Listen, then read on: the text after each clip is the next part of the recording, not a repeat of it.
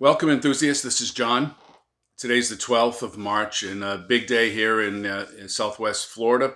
Today is the Tampa Bay Derby. Important race for the Kentucky Derby Trail. 50 points to the winner, 15 for second, 10 for third, and it looks like 5 for fourth. So hopefully I got that right. Actually, it goes 50, 20, 15, 10, and 5. So it goes all the way down to the fifth place. So pretty big race.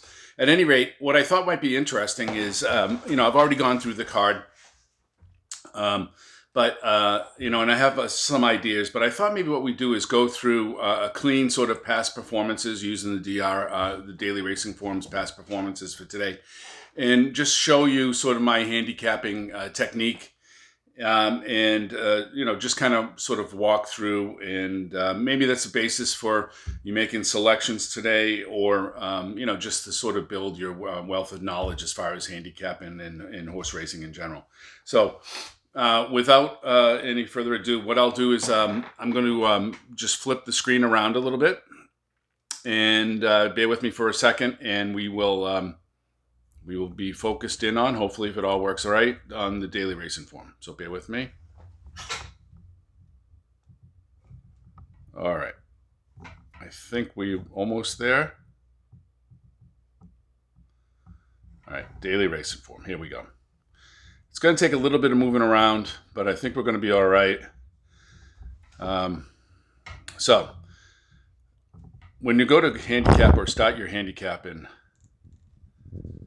really, you can use any tools that you really want. There's plenty of them out there. Thorograph. There's obviously the Daily Racing Form, Brisnet. I like the Daily Racing Form, and old school.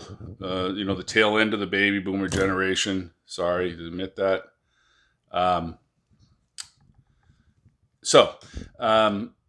I use paper, right? So, all right. So when I sit down for the first time to do, handicapping, what I will do is do the first thing is read the eligibility description here. So, the Tampa Bay Derby, 11th race, grade 3. So that's important, right? So this is a grade 3. The way that the tiers of the horse racing go are, there's grade 1s, grade 2s, grade 3s. There are stakes races, allowances, optional claiming, and then claiming races, right?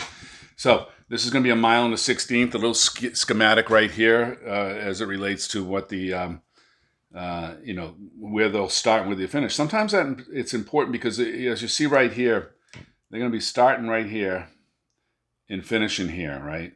So this is a wide enough sort of a long enough stretch in the initial stages, so no horses get sort of left out to dry on the first turn. So I think that's relatively important. But there's only 12 horses or so in this race. Yeah, 12 horses. So I think we're going to be all right with as far as that goes. All right. Just a couple of things. This line right here tells us what time it's going off. The wagers, the types. So there's daily double. There's win, place, show, daily double, exacta, trifecta, all the exotics really, superfecta, and super high five. So super high five is pick the 5 in the exact order, right? So very good. All right. So then the next thing I do is it's blank here. Usually is for stakes races, but it's an important part of my handicapping, and it's really the Beyer par. So Beyer, Andrew Beyer created this speed figure calculations, statistical analysis of the speed. You'll see each individual race right here. The speed figure. Hopefully that's coming through. Let me blow that up. Since we don't need the eligibility conditions any longer, I'm going to blow this up. Maybe not that much.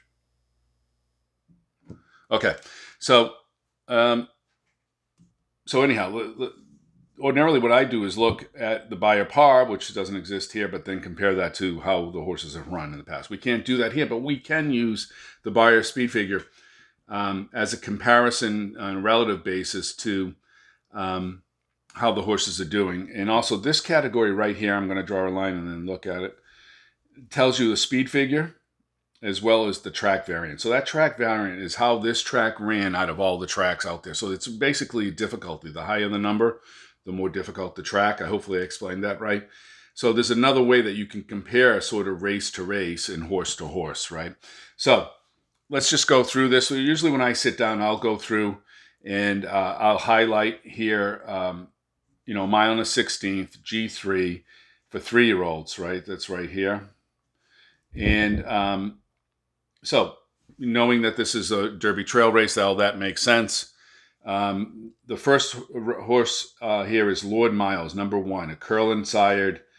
Joseph Safi. Safi Joseph is the trainer, and Paco Lopez is the jock. What we'll also look at is any changes to equipment.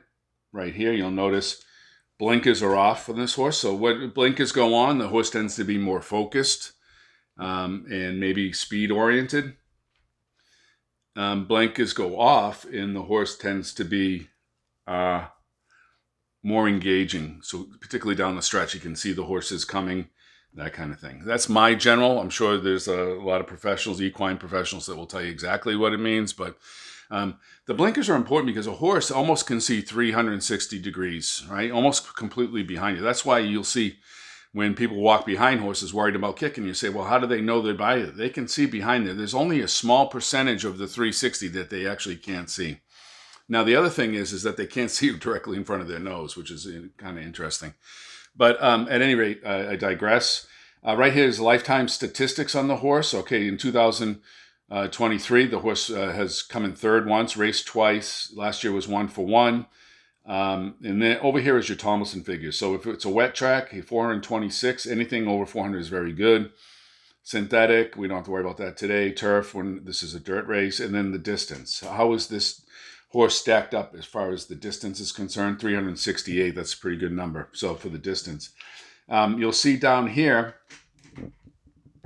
let me see if I can come over this a little bit more on this specific one while we blow this up. You'll see right here that ran in the Holy Bull, which I was actually there for that. That was the last race, February 4th, mile and a 16, so it's run the distance before.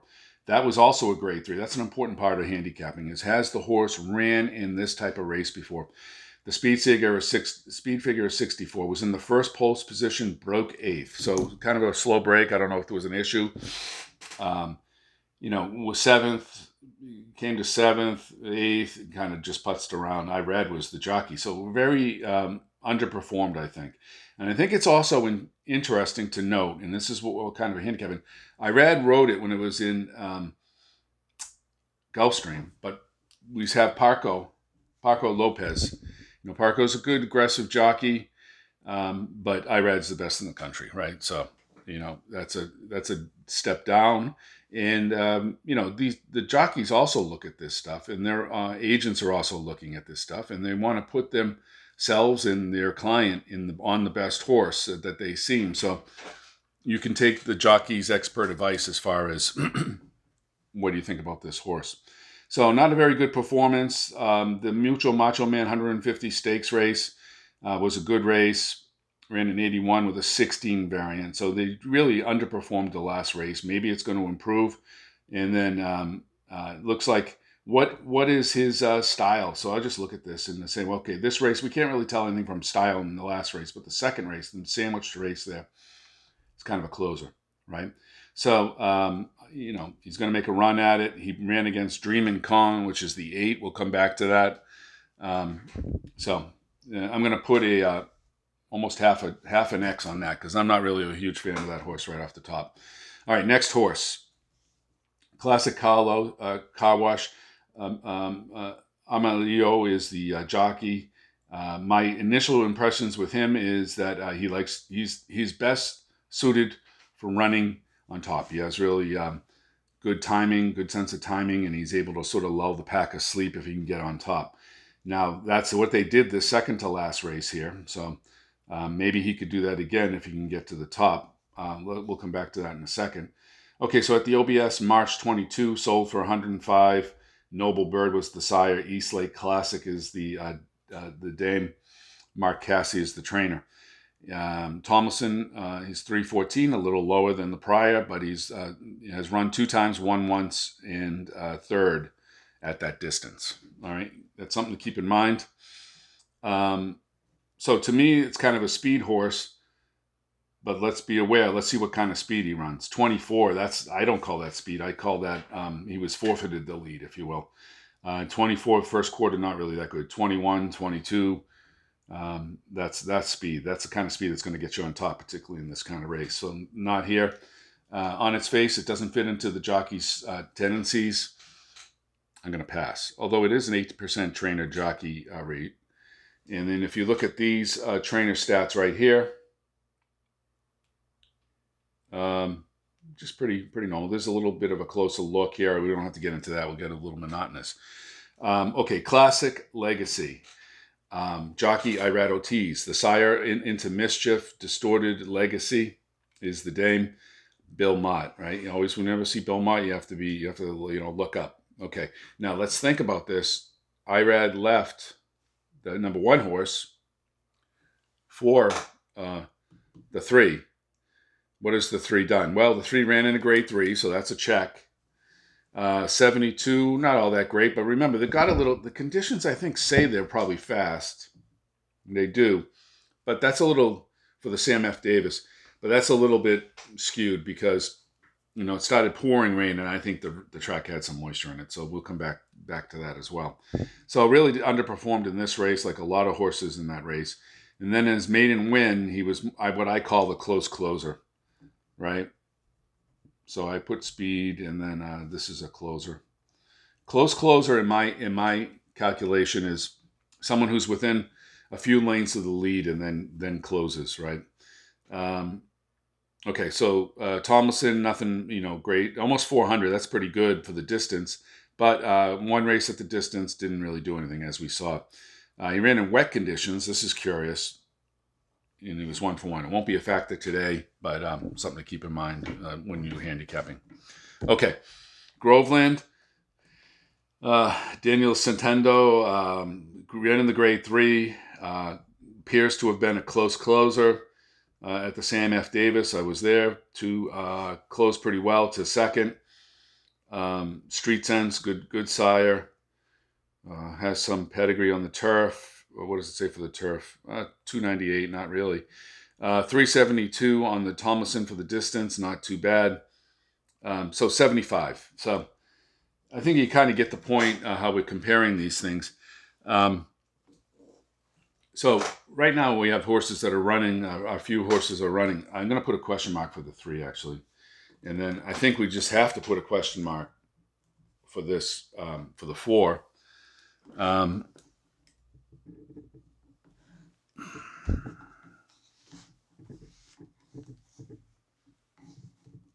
Okay. Mikey Bananas. Constitution, tap it. So tap it, you see tap it, or Constitution, you say longer the better, right? This horse is going to love to eat up the ground the longer they go. That's an advantage. Here's a warning sign. Has 1 win, but look at all these races. So we won back in June of last year. And then it's been a host of 5th, 5th, 8th, 3rd, 2nd. So hasn't really risen above the optional claiming stakes of 75,000. Looks like he lost to Freedom Road, which is the 7. Anything bold, that horse is in this race. So he lost 2 times out to Freedom Road. All right. I'm not really going to go any further. I'm going to put half a check mark, an X here. It would really be an upset, I think, if this horse came through. Okay.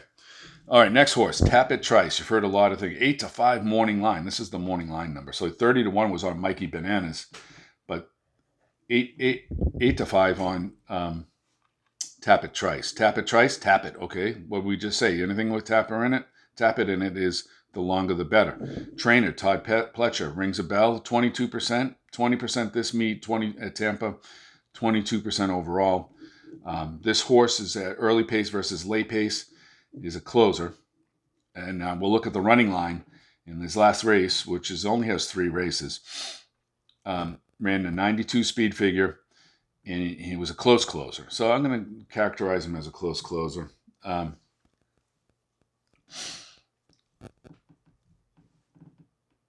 So let's see, what else can we say? 3 for 2, 2 wins on 3 chances and one third. No, pretty good in the wet. Not a problem here. 377. He hasn't run the distance. That's a question mark, right? We want to say, like, let's get on board with the favorite and let's keep going, but he hasn't run the distance. So I would say one other thing. The horse hasn't run a graded stakes. Either has Mikey Bananas, but some of the earlier horses that we looked at have experience in Grade 3, particularly the Sam F. Davis. So here at Tampa, so it definitely is. This horse is definitely a player.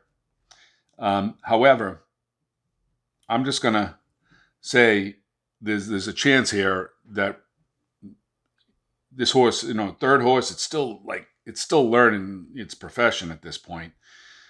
He's got good pedigree, has had some strong races, or one real strong race. 92 on his third race is pretty good speed figure. I'm just going to say that these horses change so quickly and grow so quickly and learn so much, and they have so much to learn. It's potential that this horse could be upset. That's all I'm going to say. All right. Otherwise, I like his close strategy. His close closing strategy. If you're up in the first group, second group, that's important. One little thing here is in Tampa, this jockey, Luis Saez, and Todd Pletcher, jockey trainer combo winning percentage out of 4 tries is 25%. So that's pretty good. Overall, they're 21% together, so that's pretty good. So we have one who I think is a player. I'm going to put him in here.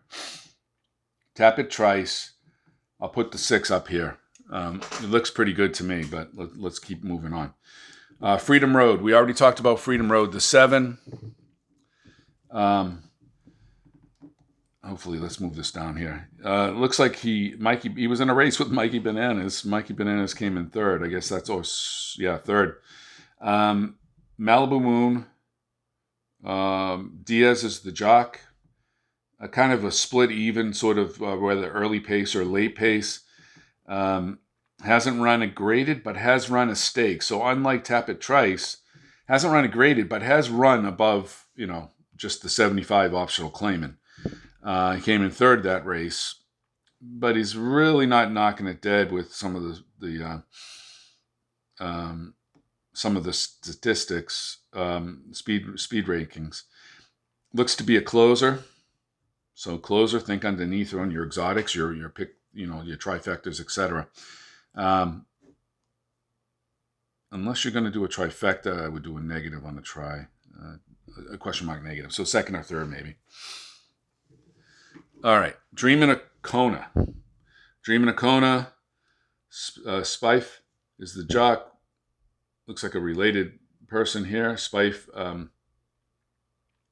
is the trainer. Dreamin' a Kona, what did he do? He was in the Grade 3, Tampa Bay, Sam F. Davis. Did really nothing. Prior to that, it looked like he was an up front, kind of a front.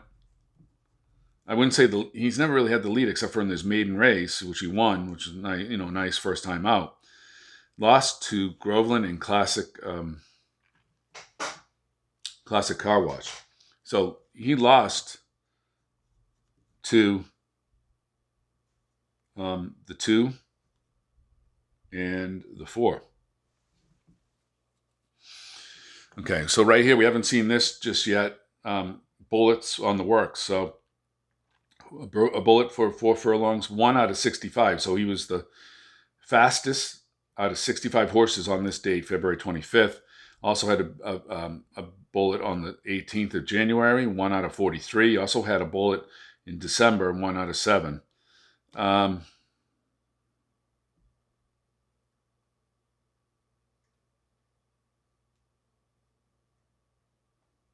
Okay, I was just reading the line here in the end in particular. It says it basically has his work cut out for him. And I think the horse is training it pretty well. I'm not really happy with this, even though it was a little bit wet. He should have run half decent on the wet. He didn't. So you know this this is not even an underneath thing. This is a half, almost a strike here. Okay, so this next horse, um, she's Sterkin. 330 at OBS. That's a pretty good amount. Todd Pletcher again. Zayas, Edgar Zayas. Um, good, reasonable speed figures. Ran a 75 optional claimant, came in second, lost to who? Tapit Trice. That's something to keep in the back of your mind. Remember the adage, old friend of mine, handicapper. Horses that run together, horses that run together come in together. So, um, okay, so this horse is what's this? You can see by the early pace figure, 111 is a speed horse, right? So speed. So let's take a look what we got here. All right, next page. We're getting close. Sorry, everyone. Hopefully this is not too boring. All right. Champion's Dream, OBS 425. So we saw that, right? Justify, Triple Crown winner. Justify is the sire. So we're all sitting up now. Mark Cassie, good trainer. Gallardo is a good jock here. 20-1 morning line. That's curious to me. All right, so let's look at this last line. Sam F. Davis, minus 16. So he ran in this company. He's got a 0. What happened? Ended up 66 lengths. So basically they gave up. T-Gaff was the rider. 25-10. You can't get much from that. What does it say here? Bumped first, pressed, and then eased. So I watched this race, and he was sandwiched basically at the first turn, and then says ease. So I don't know if he felt something or what, but looks like that's a question mark, obviously. Now there's a few things I liked about this horse going into that, and I think I wasn't on the horse exactly in the Sam F. Davis, but I was pretty close. Remember, the weather got weird, right? The sire is Justify. 425, good. This horse is going to be a player at some point. Whether his maturity happens now, this race, or in the future, keep him in mind. Maybe the summer races. What they're saying in the notes here is that he won a good trip in the small field in the Nashua. The Nashua was a G3, and he won that. Okay, so now we're starting to really sit up because this race is a G3. The Sam F. Davis is G3. He ran in a G1. So this horse has been on the right sort of track. It just hasn't, the light bulb hasn't gone completely on yet, in my opinion. Irad was on him at one point. T-Gaff was on him at one point. And now we have Gallardo.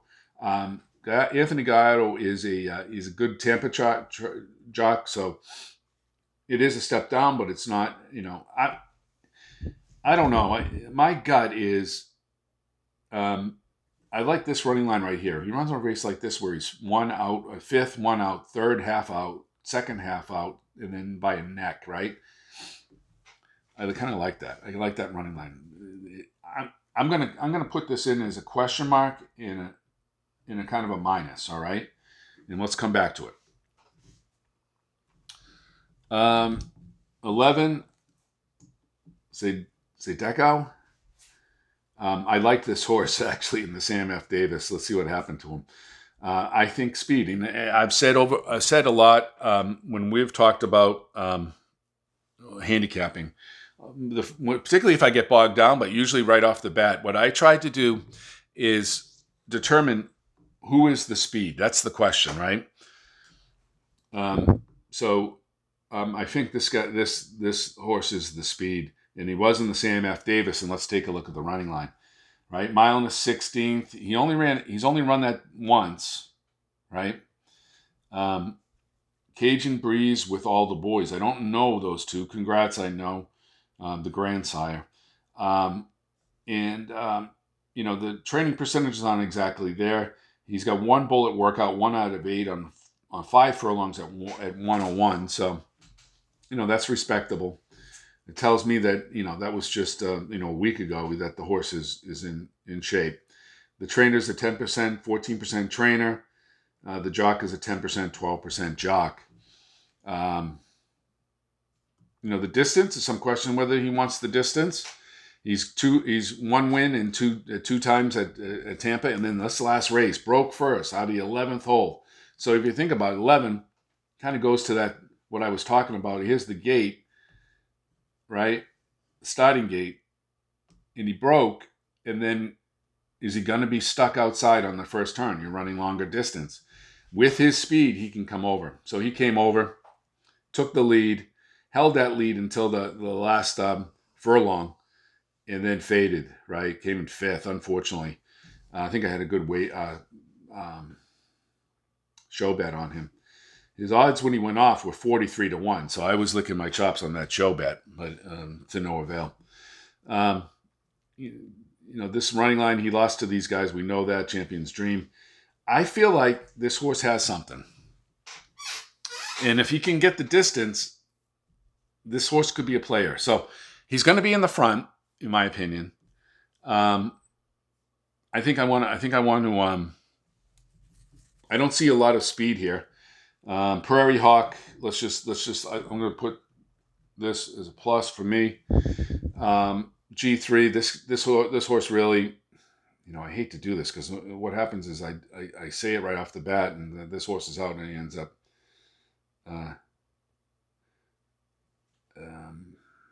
Ran an 80 in that 75.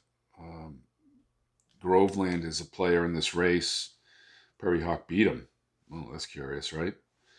I don't know what happened in that Tampa Bay Derby. Okay, so right here it says he was bumped.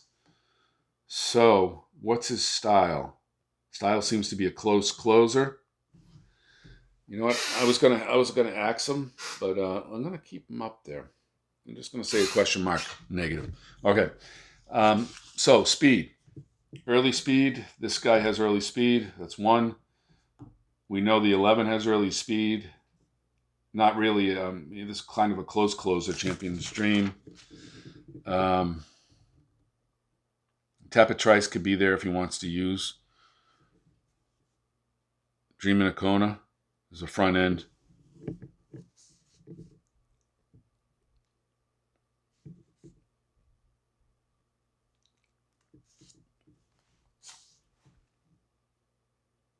Okay.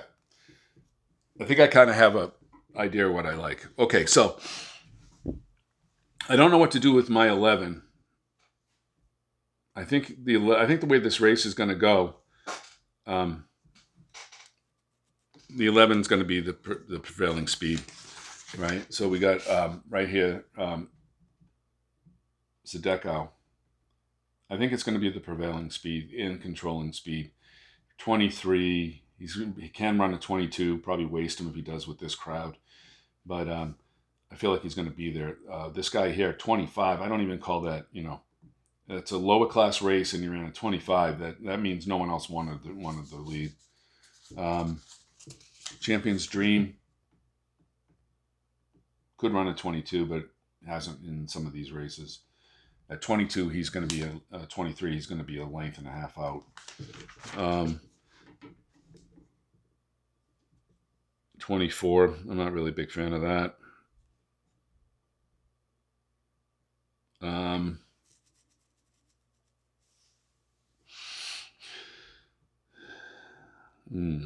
Okay, so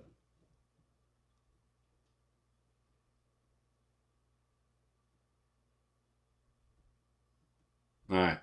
So who do I like? I like the 6. The 6 looks like a prevailing favorite, right? In my opinion. I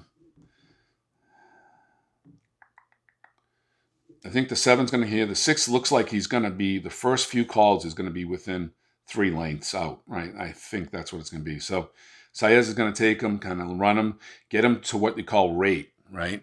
He's going to sort of calm him down and rate. Okay, then what's going to happen?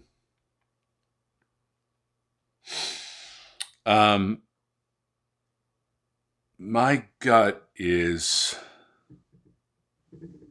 we're looking at something like this. The 3, I'm curious by this 3, and I think I've watched some videos where people say they threw him out. I just think he had a bad race this time. I think the conditions factored into it. I think it says here the value should be there. He's improving with every opportunity. So that means 59 speed figure, 68, 71, 72. So he's increasing in Bill Mott, right? So I feel like this horse is going to be like a close closer, like we are designated. So I feel like this possibly could be a second place horse. And then I'm looking for some of the closers. And I think the 10 Champions Dream fits that bill, in my opinion. Right? Why this horse? Well, he's running other graded stakes. That's a plus. Justify, the longer the better. This horse has got it. The light bulb's going to go on eventually, so we know that's going to happen. Decent jock. He's played with these others before, so I'm going to do 10 as my third, right here. So this is kind of what I like. Who knows? It's going to be an interesting race. If you're doing a multi-weight race of a wager, I think the 6 is the horse to beat. And I have some fun. I'm going to watch the odds on this. So I usually do something like this. Watch. Circle is my long shot pick. I mean, you could technically, this is a long shot as well. And maybe that's the better bet. I'm going to watch these two and see, what makes sense. So I'm going to flip back around for a second and bring you back up to. There we go. All right. So it was a long video. Tampa Bay Derby today goes off at 5:15. Hopefully this helped. It helps you with your handicap and look at some of the things that I look at.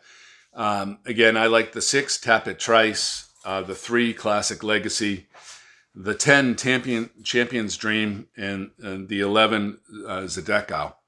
Zydeco being the speed and maybe gets away. Maybe he gets away with this. So good luck at the track today, enthusiasts. It's going to be a great day. We're heading out to Tampa shortly. I'll do a couple of trackside videos.